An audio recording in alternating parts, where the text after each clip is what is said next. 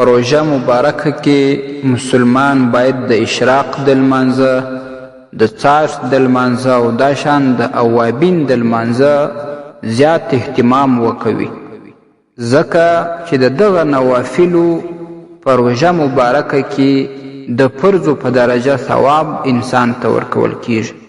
نو دا یو فرصت دی، دا یو غنیمت دی، دا یو چانس دی. مسلمان د دې چانس او فرصت او غنیمت څخه باید ګټه پورته کړي. د اشراق د لمانځه وخت چې کله لمر راوخیږي 15 منټه یا 20 منټه تیر سي، بس دا د اشراق د لمانځه وخت شروع دی.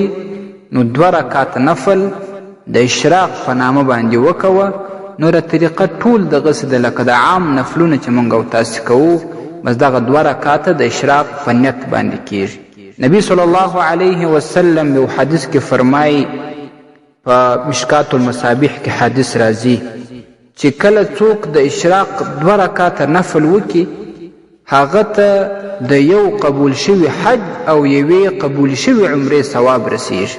نو دا څومره اسانه عمل دی او زیات ثواب دی. نو دغه ثواب باید مسلمان د لاسه ورنه کړي. نو دا د اشراق د لمانځه وخت 1 غنټه وخت لري. مثلا چې کله لمر راوخیږي د هغه نه وروسته 20 منټه تیر سي، نو بس د اشراق وخت شروع دی 1 غنټه.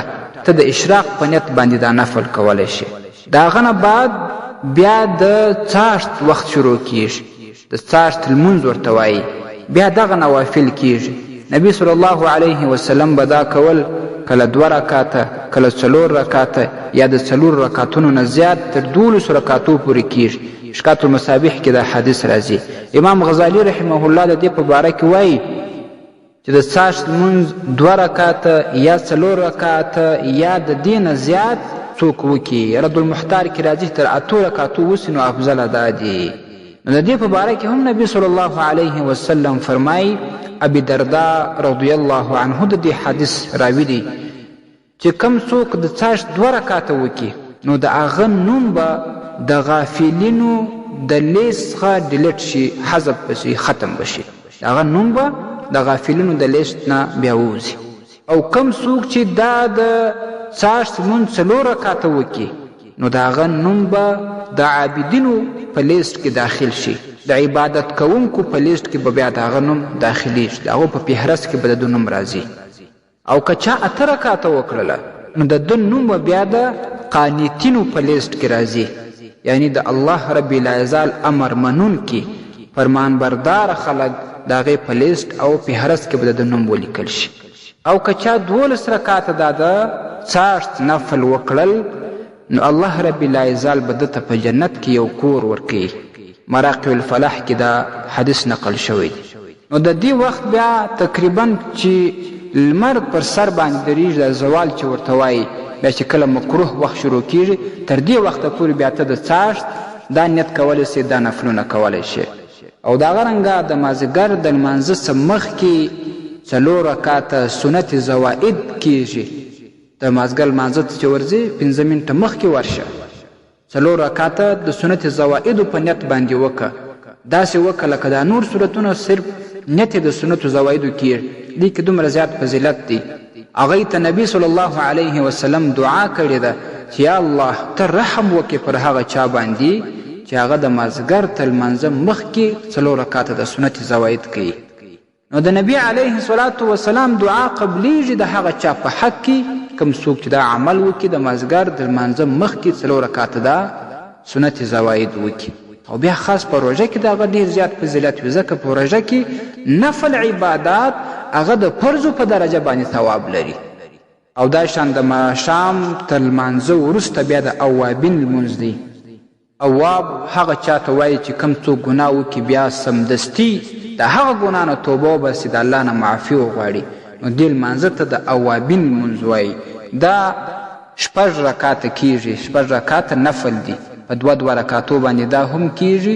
نو دا داسې ده چې کله د ماښام سنت وکړي، د هغه نه بعد به خبرې نه کوي، بس دا د اوابین نفل به شروع کوي.